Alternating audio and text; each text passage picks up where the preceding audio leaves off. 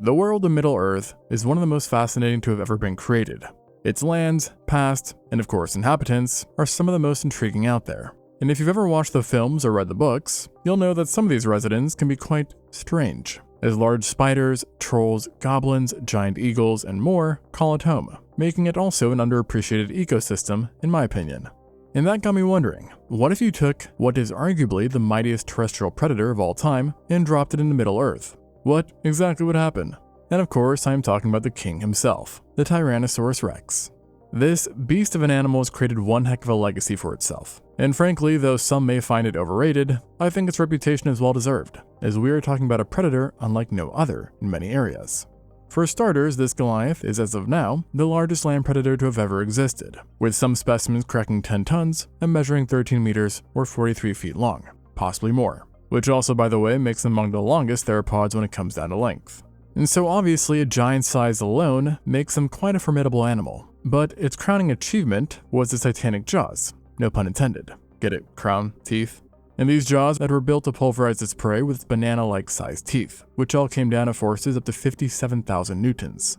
So, the highest of any terrestrial animal ever, and 63 times stronger than the force needed for a pocket knife to pierce your ribs. So yeah, there's no stopping this weapon.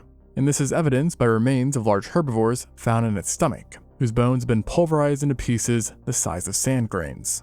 And thanks to the overall size of its jaws, it was more than capable of taking massive chunks of flesh and bone out of contemporary dinosaurs, allowing it to kill or fatally injure prey far larger than a human in a single bite. So physically this was quite the beast, and this isn't even accounting for its ridiculously tank-like build, keen sense of smell, exceptional eagle-like vision, and a massively robust skeletal structure that made it one tough cookie. And as a whole package, it was able to become the king of late Cretaceous North America, in other words one of the toughest places to ever exist. And only a giant meteor hurtling through space seems to have been able to stop it.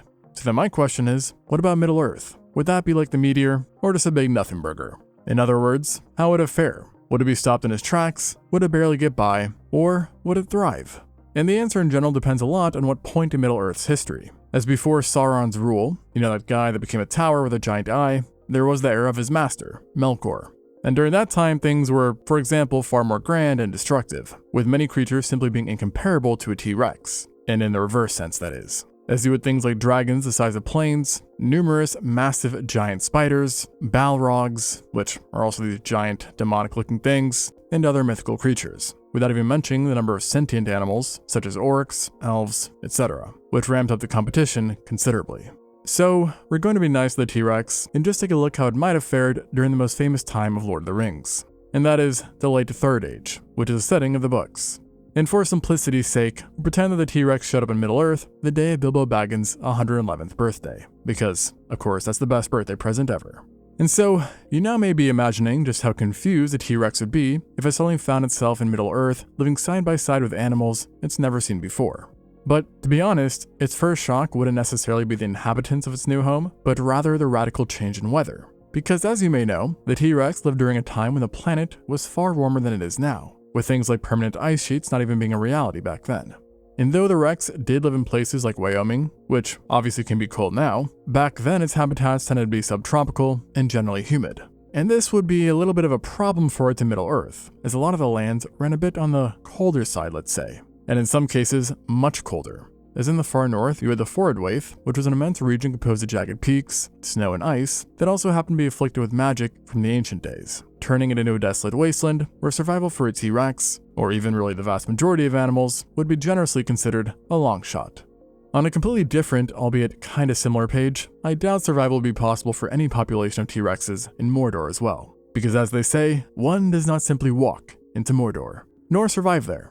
And really, there is one more reason as to why I don't think Mordor would work out for the Rex. As for starters, like the Forodwaith, Mordor is mainly a wasteland, and perhaps a worse way in some ways, as it's basically a Germany-sized area that's highly volcanic and dominated by the large volcano, Mount Doom, which, as the name suggests, spews out doom, in the form of lava and an abundance of noxious gases, ash, and soot, which is partially a reason as to why Mordor is constantly blanketed in darkness, which basically disallows for any vegetation, and then the lava flows itself created a very rocky terrain.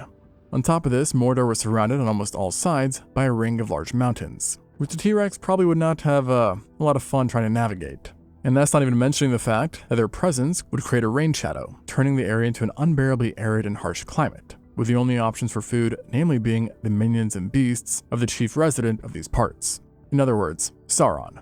And his presence is but another reason why I think Mordor may be a tad bit much for the Tyrannosaurus, with its likely best case scenario being that it would end up being kept as a pet.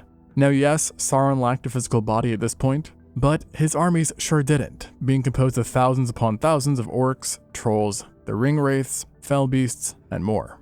Now that said, as far as 1v1s go, I do like the T-Rex's chance against many of these creatures, as a single orc, or even some of the smaller kinds of trolls, would likely have great difficulty dealing with something the size of a Rex, without even considering its bite, which again would have been strong enough to tear through thin sheets of armor, or just outright crush someone wearing it.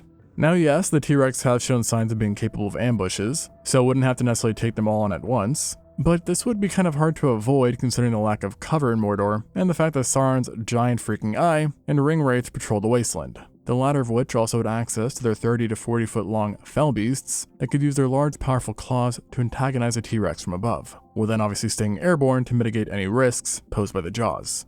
Alternatively, it could go after the giant spider Shelob for a well-sized snack instead, but this would be a bit tricky given that Shelob's residence was in the mountains, and so given its ability to climb, or rather lack thereof, as well as the fact that this giant spider had potent venom, it probably wouldn't have gone too well. Now granted, in an open field, a fully grown Tyrannosaurus probably could have had a good chance of dealing a killer blow without taking any, if not too much venom. But ultimately this is just one snack. It doesn't solve the food problem for good. So basically I doubt a T-Rex has any hope of surviving here in the long run. But there is actually a southern region of Mordor, known as Nirn, which was the breadbasket for Sauron, and was far tamer than Mordor. And it would be here that is definitely the T-Rex's best shot in the region, seeing as that it was not a wasteland and had enslaved Homo sapiens that could be easy picking for a Rex. But again, something about a giant theropod showing up and eating people probably would cause quite a bit of outrage and eventually an organized hunt leading to the second extinction of the T-Rex. Now where a T-Rex would likely have much better chances of surviving would be to the west of Mordor, in Gondor. This large region is sometimes portrayed as being a bit chilly, but in reality it was actually first described as being predominantly warm and temperate, often being compared to the Mediterranean, having mild winters and long, warm summers. So along with having far more negotiable weather for the Rex, the biomes Gondor offered is also a lot more up this theropod's alley, too. It's got a mix of grasslands, valleys, rivers, forests, and more, offering both open space, but then also far more coverage for this titan of an animal. But, like Mordor, you will still find plenty of sentient life here as well, as the Kingdom of Gondor is often considered the mightiest of human realms at the time, with large-scale cities such as Minas Tirith, Pelargir, and Dol Amroth being present. So yes, these areas which are abundant with people and livestock could help defeat a T-Rex, but then you do run into the same problem with Mordor, in which that action would probably be taken at some point to stop a giant rampaging monster. And like the orcs, I don't think humans would have a major problem with this, considering that ancient humans did in fact hunt giant elephants that were around the same size as a T-Rex, despite having less advanced technology than those in Gondor did.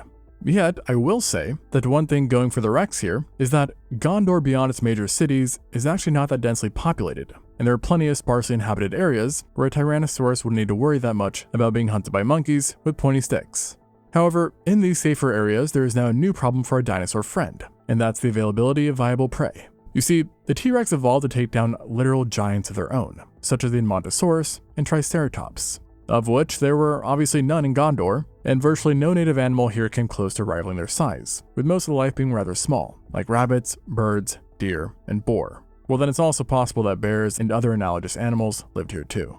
But because a Tyrannosaurus likely needed hundreds of pounds or kilos of meat on average daily to survive, this would mean that just to sustain itself, it would need to hunt multiple times a day, and be successful at that. A challenge within a challenge, as these prey are much more agile than what the T-Rex is used to. A smaller and juvenile Rex may not struggle as much in this area, as even a boar ain't doing much against a juvenile Rex, but again at the larger sizes, catching any of these animals would be tricky, and that's not even considering the fact that these animals are tiny compared to what the T-Rex actually needs. So yeah, long-term survival here, probably not great. And I think a similar challenge would be seen in the Kingdom of Rohan as well. And in fact, I would say the situation is even tougher. Like Gondor, the region was significantly warmer than the Forward Wave, having long, warm, and bright summers, while then winters were a thing, but not usually severe. And in any case, we do believe that the T-Rex could survive bouts of below freezing weather, so maybe the climate isn't really a big deal to begin with. Yet, what was quite different about Rohan was its landscape, which was almost entirely made up of massive, expansive seas of grass, a biome that literally did not exist during the Cretaceous. Now, we have found bones of the T-Rex in areas associated with little to no trees, like floodplains, but a grassland would be a big change of pace. And again, the big problem here is that these grasslands meant little place for a Rex to hide. And given its size, it would have been a very easy animal to spot here, sticking out like a giant sore thumb. Which is very bad news as the Rohirrim, i.e. the men of Rohan, actively patrol these vast grasslands on horseback. Now yes, typically they aren't looking for dinosaurs, rather searching for orcs, wargs, and eastern crossings, yet something tells me they wouldn't take too kindly to a T-Rex roaming about. One that might have also possibly killed some of their people or livestock. And sadly, a Rex probably stands no chance against a mounted party. However, when we do put the Rohirrim aside for a second, I do think this region's fauna could be better suited for the Rex, as while never explicitly stated, this large expanse of grassland has historically on Earth has resulted in larger grazing animals, such as wild oxen, cattle, horses, etc. And yes, while none of these would be necessarily easy to catch or to surprise for a far larger predator like the Rex, there is the benefit that these animals tended to stick in herds. So, basically like a claw machine in an arcade. And while not conclusive, many paleontologists do believe that the T-Rex was at least capable and might have actually somewhat engaged in nighttime hunting, something that would shift the tides of catching food in its favor, as cattle and oxen are mainly diurnal animals, making them rather easy pickings at night. But to be clear, I still don't think long-term survival in Rohan is very likely either, just given the lack of coverage, potentially sparse food, and frequent mounted patrols. And sadly for the Rex, moving even more westwards wouldn't necessarily make things easier either, I'm afraid, as it would then enter the massive region in which the Shire resided, Eriador. It was more northern than Gondor and Rohan, and while it had warm summers, the winters tended to be a bit cooler, especially in its more northern areas and higher terrains. Yet this said, in the southern lowlands of Eriador and along the coasts, the weather could be quite mild, making long-term survival a possibility, but still one with a question mark. But while the climate isn't necessarily as good as some of the other ones, one thing that can be pegged as good news for the Rex is that Eriador is basically a sprawling landmass of untamed nature, and little people, also literally, as Eriador in the late Third Age was a bit of a dead area, having experienced the fall of Arnor, plagues, severe winters, and more, and as a result it was a sparsely populated region. There were of course inhabited areas like the Shire, Rivendell, the Dwarves of the Blue Mountains, and so on, but many of these locations were either quite sheltered off, small, or in areas that a T-Rex simply wouldn't venture. And so as a result of this less organized and sparsely populated vast region, the T-Rex would have had a better chance to 1. Find wild game, and then 2. Raid livestock and perhaps attack people or hobbits with a less risk of a coordinated wide-scale response. So yeah, maybe a few T-Rexes could survive here for some time, but almost certainly not a large population. And even with a couple individuals, the chances are not guaranteed to be in their favor. And I think this is ultimately the best case scenario in Eriador, seeing that outside of domesticated animals and settlements, Eriador didn't have a good answer to feeding a 10-ton predator, with the larger wildlife likely being composed of deers, boars, hares, and possibly elk-like animals. Now that said, there were some large, slightly more interesting creatures that lurked around here too, namely trolls, as both stone and hill trolls could be found within certain parts. And these guys would be among the largest things a T-Rex would encounter in Eriador, with the trolls in The Hobbit, for example, being about 12 feet tall. Possibly a bit taller. And though far less intelligent than man, they were capable of using both primitive gear and large weapons like clubs, hammers, and axes. And a strike from one of these guys would no doubt cause catastrophic damage to a T-Rex. But at the same time, if the T-Rex got a hold of a troll, maybe through an ambush, it would have a good chance as well of dealing out a crippling injury. Now, the one other unspoken positive here is that if this region was able to support giant trolls, then that might also point to other food sources that we might not be aware of that could help the T-Rex survive as well. And speaking of another large type of fantastical animal, you also had wargs here as well, a mythical, intelligent, yet evil kind of wolf that could be quite large, seemingly ranging from 300 pounds to roughly 1,000 pounds, which then also goes to make them a better sized snack for a T-Rex than most of the other animals found here.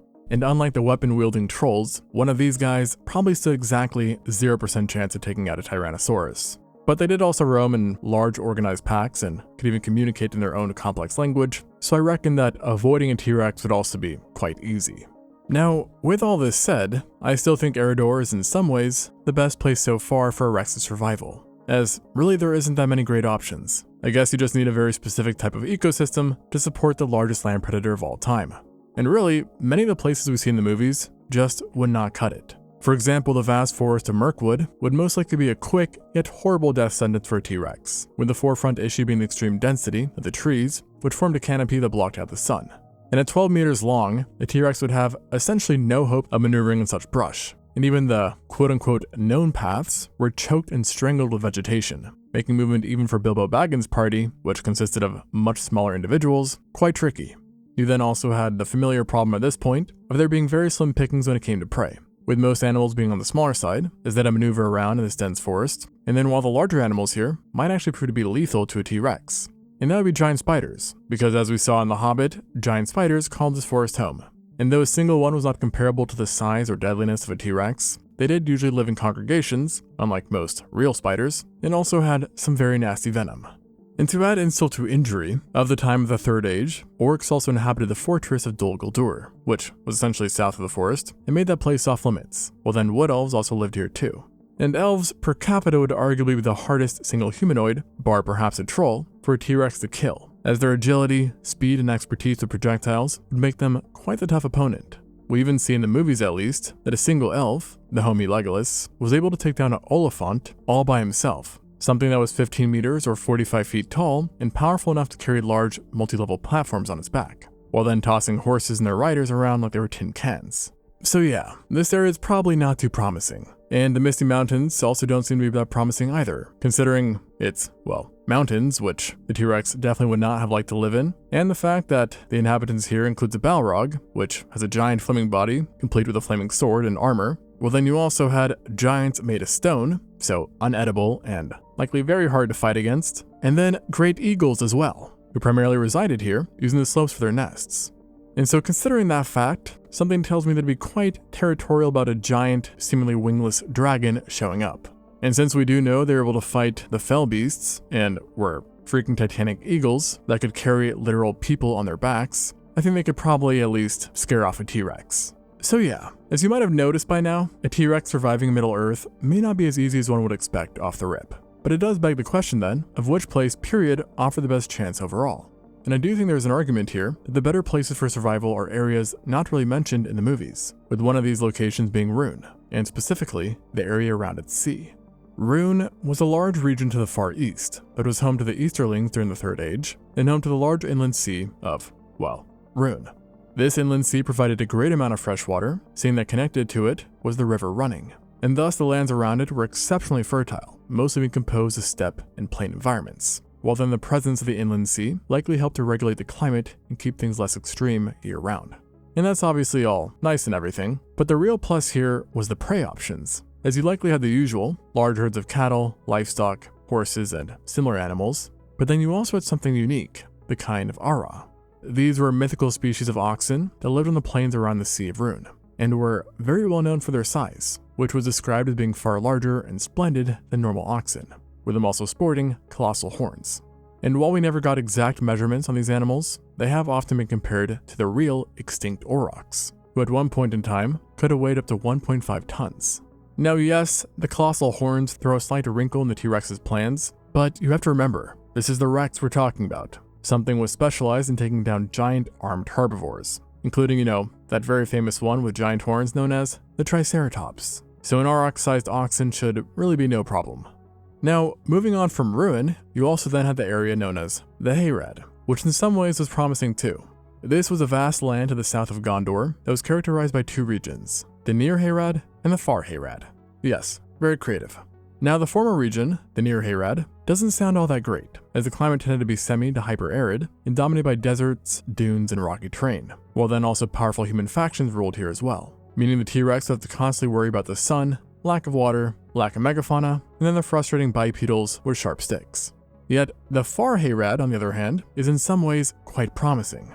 Tolkien didn't write a whole lot about this mysterious land, but from what we do know, it seems to be a region of hot weather, savannas, and jungles, going off of the assumption that it was essentially an analog for sub-Saharan Africa.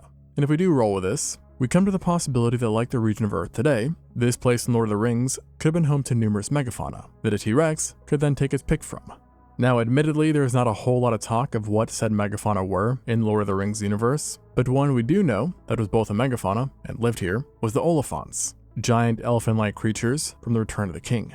In the movies, they're absolutely giant creatures, rivaling the size and weight of the largest sauropods of all time. And while it is cool to imagine elephants of this size, if we go off of the book, and yes, I'm a purist, they likely were not this large. And actually, in a letter written by Tolkien, he said they were large elephants of prehistoric sizes, which therefore could make them more comparable to, say, a Paleoloxodon pneumaticus rather than a massive sauropod. And this would actually favor the T-Rex, as unlike one of the biggest sauropods of all time, the Paleoloxodon pneumaticus was an animal that was within hunting range. Now, if you know anything about the pneumaticus, and if you don't, I have a video about it, so you should go check it out, you would know that it was nothing to be underestimated, and it was actually larger than a T-Rex, period. And it also had some wickedly long tusks, so hunting a full, healthy large male would probably not be in the best interest of this predator. But just like many predators do, it could instead hunt juveniles, subadults, and sick adults. And for once, we might have finally found a place that would have had enough viable prey that a T-Rex could actually survive here without relying on livestock. And as I said, if this region actually had more megafauna, like what's seen in sub-Saharan Africa, its chances would be even better. So yeah, moral of the story is that T-Rex in Lord of the Rings, probably not great for the Rex. And it's kind of ironic that the best place seems to be the places we hear way less about. But that's just how the cookie crumbles sometimes. Thanks for watching, and until next time, on ExtinctZoo.